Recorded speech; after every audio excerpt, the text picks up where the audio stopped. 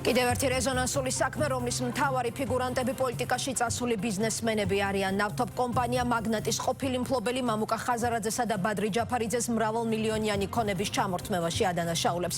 ქართულ ბაზარზე 30 წლის წინ გამოჩენილი კომპანიის წილების გადაფორმების საქმის შესწავლას პარლამენტის დროებითი საგამოძიებო კომისია იწყებს. დღეს კომპანიის ყოფილ მფლობელს და წილების გადაფორმების შემდეგ ციხეში მოხვედრილ ჯემალ ლეონიძეს მოусმინეს, რომელმაც 2009 წელს განვითარებული პროცესები გაიხსენა. თუ მის მონაყოლს დავეყრდნობით ბიზნესის ჩამორთმევის საქმეში ჩართულები იყვნენ მაშინდელი მაღალჩინოსნებიც დასახელდა კონკრეტული გვარები. TBC ბანკის დამფუძნებლებსა და დღეს უკვე ოპოზიციური პოლიტიკური პარტიის ლიდერები პარლამენტის არალეგიტიმურობის მოტივით ნაციონალური მოძრაობის მმართველობის დროს ჩადენილი სავარაუდო დანაშაულების შესასწავლად შექმნილ საგამოძიებო კომისიას ბოიკოტს უცხადებენ. საპარლამენტო კომისია რეაგირებას პროკურატურისგან ითხოვს და გამოძახებულ მოწმეებს ახსენებს, რომ კომისიის ხდომაზე არ მისვლა სისხლის სამართლის წესით ისჯება. საპარლამენტო კომისია ახლა რეაგირებას პროკურატურისგან მოითხოვს. გამოძახებულ მოწმეებს კი ახსენებს, რომ კომისიის ხდომაზე მისვლა სისხლის სამართლებრივი პასუხისმგებლობა მოჰყვება მამუკა ხაზარაძის საქმეზე. მთავარ საგამოძიებო უწყებაში უკვე გადაგზავნილია ბადრი ჯაფარიძე კი მოსაფიქრებლად დრო დღის 4 საათამდე ჰქონდა. თუმცა სხდომებში მონაწილეობას და კითხვებზე პასუხისგაცემას არც ჯაფარიძე აპირებს. რატომ უნდა გაეყიდა რუმინეთიდან იმპორტირებული საწვავის ნაცვლად ყოფილი ხელისუფლების მფლობელობაში არსებული ნავთობპროდუქტი ჯემალ ლეონიძეს. ციხიდან პოლიტპატიმრის სტატუსით გამოსულმა ბიზნესმენმა წლების წინ განვითარებული პროცესები დეტალურად გაიხსენა და მისი საქმის ერთ-ერთ მთავარ ფიგურანტად ყოფილი თავდაცვის მინისტრი დავით კეზერაშვილი დაასახელა. პარლამენტის დროებითი საგამოძიებო კომისიის დღევანდელ სხდომაზე გამოუცხადებლობის გამო მამუკა ხაზარაძის საქმე პროკურატურაში გადაიგზავნა. ეს გადაწყვეტილება დროებითმა საგამოძიებო კომისიამ სხდომაზე მიიღო. საკითხი კენჭისყრაზე დროებითი საგამოძიებო კომისიის თავმჯდომარემ თეა წულუკიანმა მამუკა ხაზარაძის პოსტის გამოქვეყნების შემდეგ დააყენა. ბადრი ჯაფარიძეს ვადა 16 საათამდე ჰქონდა, თუმცა მამუკა ხაზარაძის მსგავსად საგამოძიებო კომისიასთან არც ბადრი ჯაფარიძემ ითანამშრომლა და საკუთარი პოზიცია სოციალურ ქსელში დააფიქსირა. ლელოს ლიდერები მე-11 მოწვევის პარლამენტს არალეგიტიმურს უწოდებენ, კომისიის სხდომაზე დაბარებას ოპონენტების გაშავების მცდელობა დაფასებენ და საგამოძიებო კომისიას ურჩევენ პირველ რიგში ბიძინა ივანიშვილი გამოკითხონ, რომელიც მათი თქმით ნაციონალური მოძრაობის მთავარი დამფინანსებელი იყო. მოქმედი კანონმდებლობით დროებით საგამოძიებო კომისიასთან თანამშრომლობაზე უარი სისხლის სამართლის კოდექსით ისჯება, რომელიც ჯარიმას ან 1 წლამდე პატიმრობას ითვალისწინებს. ბატონმა მამუკა ხაზარაძემ უარი განაცხადა ჩვენს წინაშე დღეს გამოცხადებაზე, ამას მან Facebook პოსტიც მიუძღვნა. შესაბამისად ჩვენ უკვე ვიმსჯელეთ და მისი არ გამოცხადების შესახებ საქმე გადაიგზავნა საქართველოს პროკურატურაში. მე მინდა კიდევ ერთხელ გავაფრთხილო ყველა კომისიის წინაშე არ გამოცხადება ან კომისიის რომელიმე სხვა მოთხოვნის შეუსრულებლობა ჩვენი სისხლის სამართლის კოდექსის თანახმად ისჯება სისხლის სამართლის წესით და არის გათვალისწინებული ისეთი სასჯელი, როგორც გახლავთ 1 წლამდე პატიმრობაც კი. მამუკა ხაზარაძე და ბადრი ჯაფარიძე ნაციონალური მოძრაობის 9 წლიანი მმართველობის შემსწავლელმა დროებითმა საგამოძიებო კომისიამ ბიზნესზე ზეწოლის კონკრეტულ ფაქტზე შეპესე მაგნატის საქმეზე დაიბარა. კომისიის წევრებმა ამ საქმის დეტალები კომპანიის მესაკუთრისგან ჯემალ ლეონიძისგან და მისი ადვოკატისგან ცალ-ცალკე მოისმინეს. ლეონიძე მის ბიზნესზე ზეწოლაში და შემდეგ უკანონო ჩამორთმევაში ყოფილი ხელისუფლების წარმომადგენლებთან ერთად TBC ბანკს და მის დამფუძნებლებს ბადრი ჯაფარიძეს და მამუკა ხაზარაძეს ადანაშაულებს შეპესე მაგნატის მესაკუთრის განცხადებით ნავთობ პროდუქტების ბაზარზე ერთ-ერთ მსხვილ მოთამაშეს პრობლემები 2008 წლის ომამდე იმ დროს დაეწყო, როდესაც საწვავის შემოტანა ბიზნეს პარტნიორებთან ერთად რუმინეთიდან გადაწყვიტა. ამის შემდეგ ლუკოილის იმდროინდელმა დირექტორმა დაიბარა და თავდაცვის ყოფილი მინისტრის დავით კეზერაშვილის დანაბარები გადასცა, რომლის მიხედვითაც ლეონიძეს მისი ბენზინი უნდა გაეყიდა და რუმინეთიდან საწვავის შემოტანაზე უარი ეთქვა. მესაკუთრე ამ შეთავაზებას არ დათანხმდა, რის შემდეგაც მალევე TBC ბანკმა საბანკო ვალდებულებების დაფარვა ჯემალ ლეონიძეს დროზე ადრე მოსთხოვა. ამ თანხის გადახდიდან მოკლე ბადაში კი ბანკმა შეპესე მაგნატის აქციების 25%-ის შეძენის სურვილი გამოთქვა.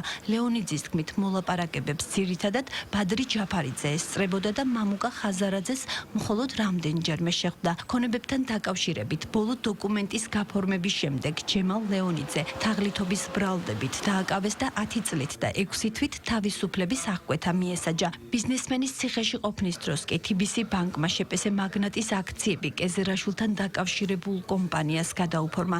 ლეონიძემ ციხე 2013 წელს პოლიტპატიმრის სტატუსით დატოვა. აქციების გაფორმება მემორანდუმში ჩაწერილია TBC ბანკის სახელზე, მაგრამ ასრულებენ ხაზარაძე და ჯაფარიძე. 29,600,000 დოლარიანი შეთანხმება ხაღალზე ავსახოთო 11 მილიონ დოლარად. ინიციატორი იყო წავყევი და მეც ვარ მონაწილე ამ დანაშაულის. გაფორდა ლასყდობის ხელშეკრულება 11 მილიონ დოლარად. ჩემ კომპანია მაგნატს და ახლად შექმნილ კომპანია NSK-ს ნავთობპროდუქტების სადისფუსო კომპანიას შორის ამ თანხაში. აი ამ ქონების გადაცემაზე რომ მოვაწერე მე ხელი ნოტარიუსში იმ დღეს დამაკავ. როგორც კი დამაპატიმრეს, მაშინვე ჩემი კომპანია გააკოტრე. როცა მე უკვე იქა ვარ, დამწყდეული ვარ, აქ ხდება ის, რაც ხდება, ყველა დატაცებული ზოგს რამეა. აი ეს ყველა არის იმ პარტიის ან მაღალჩინოსანი, ან პროკურატურის მაღალჩინოსანი, ან მათთან დაახლოებული პირები. შეპესე მაგნატის საქმის დეტალების გაცნობის შემდეგ სხდომა კითხვა-პასუხის რეჟიმში გაგრძელდა. კომისიის წევრები ძირითადად სხვადასხვა ეტაპზე მოლაპარაკებებში პირდაპირ და ირიბად ჩართული პირების სახელებით და გვარებით დაინტერესდნენ. ვინ შემოთვალა, რომ ლეონიძე გაჩერდესო, ვისი შემონათვალი იყო და თუ უნდა გაანაწილოს ბიზნეს საწვავიო და ჩვენ შემოვიტანთ ამ საწვავსო. დავით კეზერაშვილის მხრიდან იყო ეს შეტყობინა. პირდაპირ რომ კეზერამ თქვა, მე ვიცი ლეონიძის მუშაობა, იმუშაობს გაყიდოს ბენზინები, არც ბანკის წესხი უნდა, არც პრობლემების შემოტანის დროს, ოღონდ გაყიდოს ბენზინები რას ნიშნავდა, რომ იმ ხუთეულ შემოქონდა ის ბენზინები და ის ბენზინი უნდა გამეყიდა. ამ დროს ბატონი კეზერაშვილი არის თავდაცვის მინისტრი. ისი პირით შეუთვალე თუ არის? ისევ ზალ სამხარაძის ისევ ზალ სამხარაძის პირით. ვინ იყო ამ დროს ბატონი ზალ სამხარაძე? ბატონი ზამხარაძე იყო ბიზნესმენი, რომელსაც ჰქონდა ურთიერთობები ძველთანაც და ახალთანაც. ბადრი ჯაფარიძე, ბატონი ბუცხრიკიძე და გიორგი ასლანიკაშვილის შექმნა. რომელიც არ დაკითხა გამოძიებამ დღემდე. ბუცხრიკიძე? არც ბუცხრიკიძე, არც ასლანიკაშვილი და არც ჯაფარიძე. გასაგებია.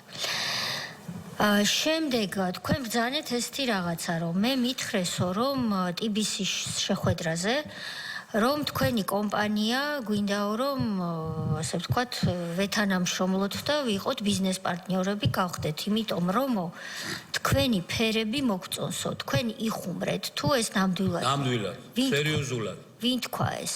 ჯაფარიძე ციხეში ბატონი ხაზარაძე დღეს ამაღლობელ მზია ქალბატონს გულშემატკივრობს ციხეში და პერედაჩებს უგზავნის და მე მოწილე ვიყავი. 1 კილო ვაშლი არ მოუტანია, არ გამოუგზავნია და ოჯახში არ გაუგზავნია 100 ლარი. გამოძიება რომ რა დანაშაულიც მოხდა, სავარაუდო დანაშაული თქვენს მიმართ მიმდინარეობს, დასჯილი არავინ არ არის და დაკითხული წელენბური ადამიანი არ არის. სამხარaulis ეონოს ბიურო ვერ აფასებს 2009-10 წლის მდგომარეობით მაგნატის ქონებების და ბიზნესის ღირებულებას.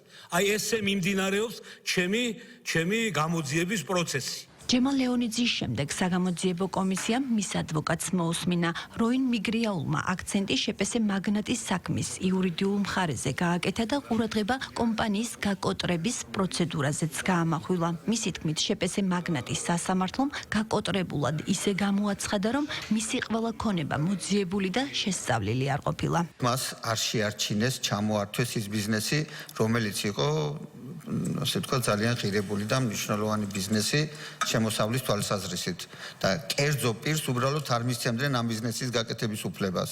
ეს უნდა ყოფილიყო აუცილებლად ჩინოვნიკების, მათი კონტროლის ქვეშ და ასე შემდეგ. მე რა თქმა უნდა ეს დაბეჭდილება დამჩა და ბატონ ჯემალი უბრალოდ გახდა მსხვერპლი. მაგნატი 2006 ისე ამოშალეს, ისე მალე დაასრულეს მისი გაკოტრების საქმის წარმოება, რომ მისი სრული ქონება არ იქნა მოძიებული ბოლომდე. რეალურად ის მოხდა, რაც თქვენ აღნიშნეთ, რომ ბატონი კეზერაშვილი გამოჩნდა თავში, როცა შესთავაზა ბენზინის გაყიდვა და უარის შემდგომ გამოჩნდა ბოლოში, როდესაც მან მიიღო რეალურად ის, რაც უნდოდა თავში. მაგრამ ამ ყველაფერში TBC ბანკი ფიგურირებს თავიდან ბოლომდე, როგორც წილების გადმოფორმებაში და მე ფულის გადაუხდელობაში და ასევე შემდგომ აი ამ წილის კეზერაშვილისთვის გადაფორმებაში. ხელისუფლებამ რეალურად ბიზნესი დაარეკეტა TBC ბანკის მეშვეობით. გეთანხმებით.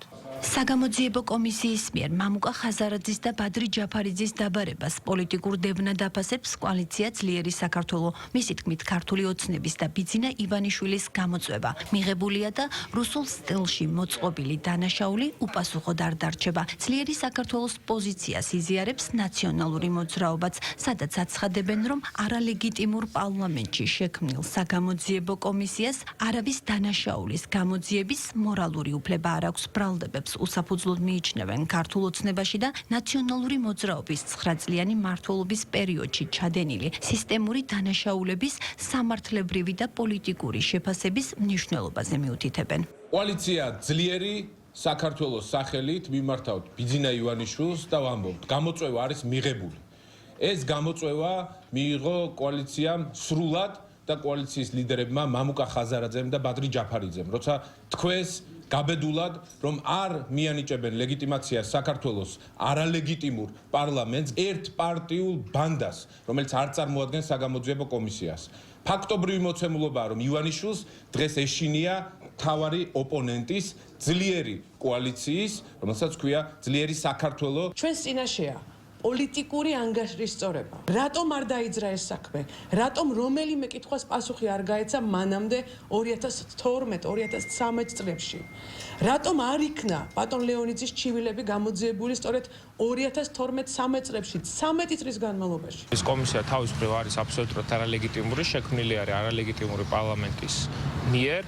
მათ არ აქვთ არავითარი მორალური უფლება ვინმეს დანაშაული გამოიძიონ. რაც შეეხება თავად ხაზარაძის, ბატონი მამუკა ხაზარაძის და ბატონი ბადრი ჯაფარიძის გადაწყვეტილებას, მე მივესალმები, რასაც ისინი აკეთებენ, რომ არაპირებენ რაიმე ფორმით ლეგიტიმაციის მიცემას ამ კომისიისთვის და მისვლას, იმიტომ რომ ეს ატარებს მხოლოდ და მხოლოდ აი ამ რაღაცა შოუს ხასიათს. ხაზარაძეს და ჯაფარიძეს ძალიან ცუდად აქვს გაზრდილი საერთაშორისო სასამართლოებში მონაწილეობა.